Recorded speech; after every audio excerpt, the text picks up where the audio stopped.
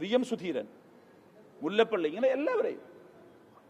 അപ്പോൾ എതിർ ശബ്ദം, എന്തെങ്കിലും ഒരു വിമർശനം പറഞ്ഞാൽ ആ വിമർശനത്തെ കല്ലെറിയുന്ന അസഹിഷ്ണുതയുടെ അടയാളമായി മാറി ഒരു ലക്ഷണമൊത്ത ഒരു കൊള്ളസംഘം TV-യിൽ. അതെ, അത് അവർ തന്നെ പറയുകയാണ്. ജനത്തിന് നേരത്തെ ബോധ്യപ്പെട്ട കാര്യമാണ്.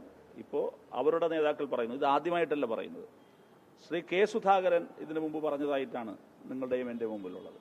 ശ്രീ രമേശ് ചെന്നിത്തലയും അവരുടെ ഒരു ഇൻഡോർ മീറ്റിംഗിൽ പറഞ്ഞു.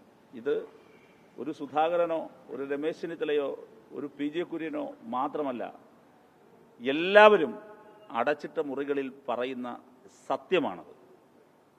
ആ സത്യം നിങ്ങൾക്ക് മനസ്സിലാക്കണമെങ്കിൽ മറ്റൊരു കാര്യം കൂടി നോക്കിയാൽ അറിയാം. 140 നിയമസഭാ മണ്ഡലങ്ങളിലായി ഞങ്ങൾ പിരിക്കാനിറങ്ങിയിട്ട് ഞങ്ങൾക്കാകെ 88 ലക്ഷം രൂപമേ കിട്ടിയിട്ടുള്ളൂ എന്ന് പറഞ്ഞതാരാ? യൂത്ത് കോൺഗ്രസിൻ്റെ സംസ്ഥാന അധ്യക്ഷനാണ്. അതിൻ്റെ കട്ടുകൊണ്ടുപോയതും കൊള്ളയെക്കുറിച്ചുമുള്ള കഥ വേറെ ചർച്ചയുണ്ട്. പക്ഷേ നിങ്ങൾ അതിൽ നോക്കൂ, ഒരു വിശ്വാസിയുടെ പ്രശ്നമല്ലേ? 88 ലക്ഷം രൂപയെ അവർക്ക് പിരിക്കാൻ പറ്റുള്ളൂ. ഏത് വിഷയത്തിലാണ്? ചൂരൽമല മുണ്ടക്കൈ പ്രശ്നം, കേരളത്തിലെ ഏറ്റവും വൈകാരികമായൊരു പ്രശ്നത്തിൽ ജനങ്ങളോട് പണം ചോദിച്ചിറങ്ങിയിട്ട് 88 ലക്ഷം മാത്രമേ ജനം ഞങ്ങൾക്ക് തന്നുള്ളൂ എന്ന് പറഞ്ഞാൽ, ഞങ്ങളുടെയൊക്കെ ഒരു ബ്ലോക്ക് കമ്മിറ്റി പിരിച്ച പൈസയാണത്. ഞങ്ങൾക്ക് എന്തുകൊണ്ട് ജനം പൈസ തരുന്നു? ഞങ്ങളിൽ വിശ്വാസമുള്ളതുകൊണ്ട്. യൂത്ത് കോൺഗ്രസിന് എന്തുകൊണ്ട് പൈസ കൊടുക്കുന്നില്ല? യൂത്ത് കോൺഗ്രസിന് ജനങ്ങൾക്ക് വിശ്വാസമില്ലാഞ്ഞിട്ട്. ഇത് വളരെ വ്യക്തമാണ്. അപ്പോൾ ജനങ്ങൾക്ക് നന്നായിട്ടറിയാം, യൂത്ത് കോൺഗ്രസ് അതൊരു കുറുവാ സംഘമായി മാറിയിരിക്കുന്നു. അതൊരു കുറുവാ സംഘത്തിൻ്റെ കയ്യിലാണ് ഇപ്പോഴതിൻ്റെ നേതൃത്വം. ആ കുറുവാ സംഘത്തിൽ നിന്ന് യൂത്ത് കോൺഗ്രസിന് മോചനം കിട്ടുമോ? അത് യൂത്ത് കോൺഗ്രസിലെ സാധാരണ പ്രവർത്തകരാണ് തീരുമാനിക്കേണ്ടത്. അതൊരു കുറുവാ സംഘമായി കഴിഞ്ഞു എന്നുള്ളത് വ്യക്തമാകുന്നതാണ് ഓരോ ദിവസവും വരുന്ന വാർത്ത. ഇവിടെ PJ കുര്യൻ്റെ കാര്യം പറഞ്ഞു. മറ്റൊരു കാര്യം കൂടി പരാമർശിക്കേണ്ടതുണ്ട്. ശ്രീ PJ കുര്യൻ്റെ വിഷയം പറഞ്ഞു. ഒരു വിമർശനം ഉന്നയിക്കുന്നു. നിങ്ങൾ നോക്കൂ, കുറുവാ സംഘം മാത്രമല്ല, അത് കൊള്ളസംഘം എന്നത് മാത്രമല്ല, സഹിഷ്ണുത നഷ്ടപ്പെട്ട ഒരാൾക്കൂട്ടമായി യൂത്ത് കോൺഗ്രസ് മാറി. ശ്രീ PJ കുര്യൻ എത്ര ഉയർന്ന നേതാവാണ്.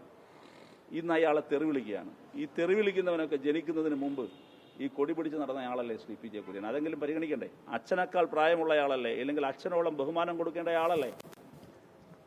PJ കുര്യനോടൊക്കെ ഇങ്ങനെയാണെങ്കിൽ വീട്ടിലെ അച്ഛനോടോ അമ്മയോടൊക്കെ എങ്ങനെയായിരിക്കും? എനിക്ക് സംശയമുണ്ട്. എന്ത് സംസ്കാരമാണ് യൂത്ത് കോൺഗ്രസ്? സഹിഷ്ണുതയുണ്ടോ? അദ്ദേഹത്തിൻ്റെ പാർട്ടി യോഗത്തിൽ അദ്ദേഹത്തിൻ്റെ ഒരു അഭിപ്രായം സ്വതന്ത്രമായി പറഞ്ഞതിൻ്റെ പേരിൽ അദ്ദേഹത്തെ എത്ര നിന്ദ്യമായ വാക്കുപയോഗിച്ചാണ് സോഷ്യൽ മീഡിയയിൽ മോബ് ലിഞ്ചിങ്ങിന് വിധേയമാക്കുകയാണ്. ഇത് അദ്ദേഹത്തിന് മാത്രമല്ല, നേരത്തെ തൊട്ട് മുമ്പാണ് ശ്രീ അജയ് തറയിൽ അദ്ദേഹത്തിൻ്റെ ഒരു അഭിപ്രായം പറഞ്ഞു. അദ്ദേഹത്തെ വളഞ്ഞിട്ട് ആക്രമിക്കല്ലേ? എന്തെങ്കിലും സഹിഷ്ണുത കാണിച്ചോ അജയ് തറയലിനോട്?